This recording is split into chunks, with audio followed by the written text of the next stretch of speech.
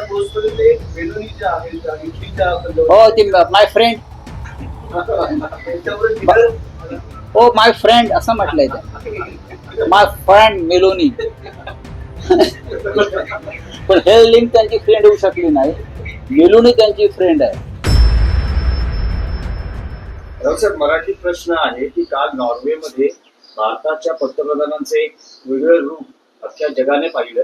नॉर्वेची एक पत्रकार त्यांना भारतातल्या मानवाधिकार उल्लंघनावर प्रश्न विचारते आणि पंतप्रधान त्याला उत्तर देत नाहीत आणि थोड्या वेळानं मात्र प्रशासकीय अधिकारी भारताचे त्या प्रश्नाला उत्तर देण्याचा प्रयत्न करतात. प्रधानमंत्री जगभरात फिरत असतात, भारताला उपदेश करतात, काटकसर करा, परदेशात जाऊ नका वगैरे, आणि स्वतः जात आहेत 7 देशात, नॉर्वे, इटली, स्वीडन, नेदरलँड. तुम्ही गेलेला आहात तिथे आणि तिकडल्या पत्रकारांनी तुम्हाला जर काही प्रश्न विचारले तर पळून कशाला जातात? नॉर्वेची पत्रकार हेल्लिंग, तिने भारताचा उल्लेख जगातील सगळ्यात मोठ्या लोकशाहीच्या आपण पंतप्रधान आहात आणि तुम्ही प्रश्नांपासून का पळता हा विचारलेला प्रश्न जगभरात गेला आणि मोदी पळतानाही दिसले. हे चित्र भारतीय लोकशाहीसाठी आणि भारताच्या प्रतिष्ठेसाठी अत्यंत गंभीर आहे. मोदींनी भारतामध्ये गेल्या 12 वर्षात एकही पत्रकार परिषद घेतली नाही. मोदी जगभरात फिरतायत, पण जगामध्ये सुद्धा जाऊन कुठल्याही देशात त्यांनी पत्रकारांशी वार्तालाप केला नाही. मग तुम्ही जाताय कशाला? लोकांच्या प्रश्नांना तुम्ही उत्तरं देणार नसाल जगभरात, या देशातली लोकशाही अत्यंत संकटात आहे हे जगाला माहिती आहे. भारतामध्ये मानवी अधिकारांचं उल्लंघन सर्व राज्यामध्ये होत आहे, गुजरातसह. गुजरातच्या तुरुंगात किती निरपराध लोक अडकून पडले ते पहा. संजीव भट, काय संबंध आहे त्यांचा? किंवा दिल्लीच्या तुरुंगात, तिहारच्या तुरुंगात, सर्वत्र. परवा ज्या पद्धतीनं संजीव अरोरांना अटक केली, आपचे एक मंत्री, काय त्यांच्यावर गुन्हे आहेत? परवा अहमद बुहारी नावाचे एक उद्योगपती, त्यांची 3-3.5 वर्षानंतर सुटका झाली तुरुंगातून. मनी लॉन्ड्रिंगच्या प्रकरणात त्यांना अटक केलं होतं. ते एनर्जी उद्योगात आहेत. त्यांची कंपनी तुरुंगात गेल्यावर कोणी घेतली? गौतम अडाणीनं त्याचा ताबा घेतला. म्हणजे ईडीचा वापर तुम्ही अशा पद्धतीनं करताय, गौतम अडाणीचा फायदा व्हावा यासाठी. हे मानवी अधिकाराचं उल्लंघन आहे. 3.5 वर्ष अहमद बुहारी तुरुंगात राहिले. हे मानवी अधिकाराचं उल्लंघन आहे. त्याच्यावरती प्रश्न विचारणं हा राष्ट्रद्रोह ठरतो आहे.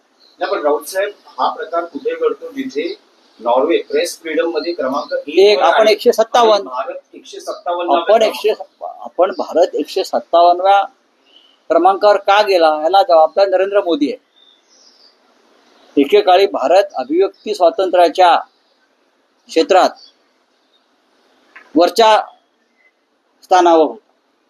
Freedom of press, freedom of expression, सर्व काही स्वातंत्र्य सगळ्या बाबतीत, बोलण्याचं, लिहिण्याचं, ऐकण्याचं, सभा घेण्याचं.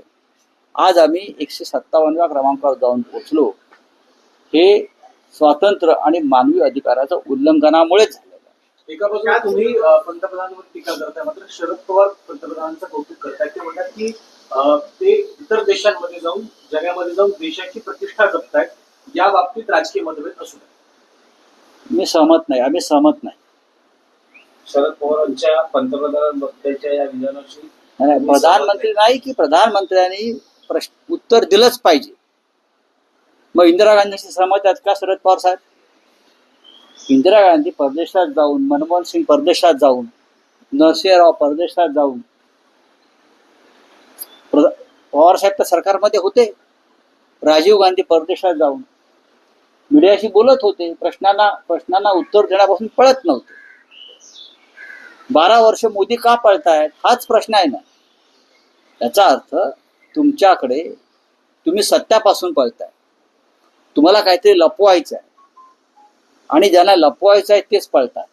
त्याच्यामुळे त्याच्यावर देशभरात जे डिबेट सुरू आहे ते डिबेट ह्याच पद्धतीचं की प्रधानमंत्र्यांनी अशा पद्धतीनं पळून जाणं हे देशाच्या प्रतिष्ठेला थांबा ना तू, शिष्टाचार. एक प्रश्न विचारताय, निदान तुम्ही वळा तिकडे, त्या मुलीला सांगा तुझ्या प्रश्नांची उत्तरं मी देतो, नंतर देतो, प्रश्न लिहून पाठव, मी उत्तर पाठवतो.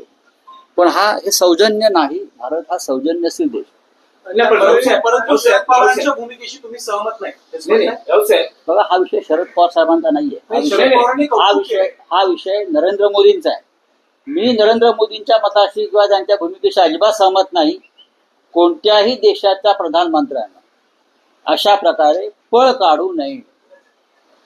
कोणत्याही देशाच्या प्रधानमंत्र्यांना, जो 12 वर्ष देशाचं नेतृत्व करतोय, लोकशाहीचा डंका पिटतोय, निवडणुका लढवतोय, सत्तेवर येतोय, जगभरात फिरतोय, स्वतःला विश्वगुरू मानतोय, त्या विश्वगुरूने, त्याचे लोक त्याला विष्णूचा अवतार मानतात, त्या विष्णूच्या अवतारानं भारतीय देवतांची सुद्धा अवहेलना केली असंच म्हणेन. आमचे देव का पळाले? नाही, पण राऊतसाहेब, एकीकडे पवार जेव्हा कौतुक करतात, 4 पवार- दिवसापूर्वी त्यांचं स्टेटमेंट आहे की जेव्हा पंतप्रधान देशाला उद्देशून काही धोरणं जाहीर करतात त्यावेळेस त्यांनी विरोधी पक्षाला पण विश्वासात घेतलं पाहिजे. घ्यायलाच तर पाहिजे. पवारांची अशी 2 वेगवेगळी विधानं तुम्ही कशी असतात? बघा, शरद पवार त्यांच्या भूमिका मांडत असतील. कोणती धोरणं जाहीर करताना प्रधानमंत्री कोणालाही विश्वासात घेत नाही, किंबहुना त्यांच्या लोकांनाही घेत नसतील, ही माझी माहिती आहे. म्हणून तर सीबीआयचा डायरेक्टर निवडताना राहुल गांधी विरोधी पक्ष नेते त्या समितीवर आहेत, त्यांनी डिसेंट नोट दिली आणि ते बाहेर पडले. राऊतसाहेब, या संदर्भात आपले पंतप्रधानांच्या संदर्भात म्हणून थोड्या बंदी 10-15 मिनिटांपूर्वी त्यांनी एक पोस्ट केली. त्या कोणी? पोस्टमध्ये पंतप्रधानांनी हा. त्या पोस्टमध्ये ते मेलोनीच्या आहेत, इटलीच्या हो, ती माय फ्रेंड, त्यांच्यावर टीका झाला. हो माय फ्रेंड असं म्हटलंय त्यांनी, माय फ्रेंड मेलोनी. पण हे लिंक त्यांची फ्रेंड होऊ शकली नाही. मेलोनी त्यांची फ्रेंड आहे, या देशाची जनता त्यांची फ्रेंड होऊ शकली नाही. त्यामुळे भारतातल्या एका पत्रकारानं समजा जर अशा पद्धतीचं धाडस दाखवलं असतं पंतप्रधानांना प्रश्न आम्ही विचारण्यासाठी, आम्ही तुम्ही तर रवीश राजकीय कुमार, नेतेही आहात, नाही आम्ही आम्हाला पत्रकार संधी मिळत नाही म्हणून, हा. पण समजा जर हा प्रकार भारतात झाला असता पत्रकार परिषदेत, तर तर काय झालं असतं? काय झालं असं? काय नाही. त्या पत्रकारांचं काय झालं असतं? त्यांना राष्ट्रद्रोहाच्या आरोपाखाली तुरुंगात टाकलं असतं आणि त्यांच्या मालकांचं त्या वृत्तपत्राचं आणि टीव्हीचं लायसन रद्द केलं असतं.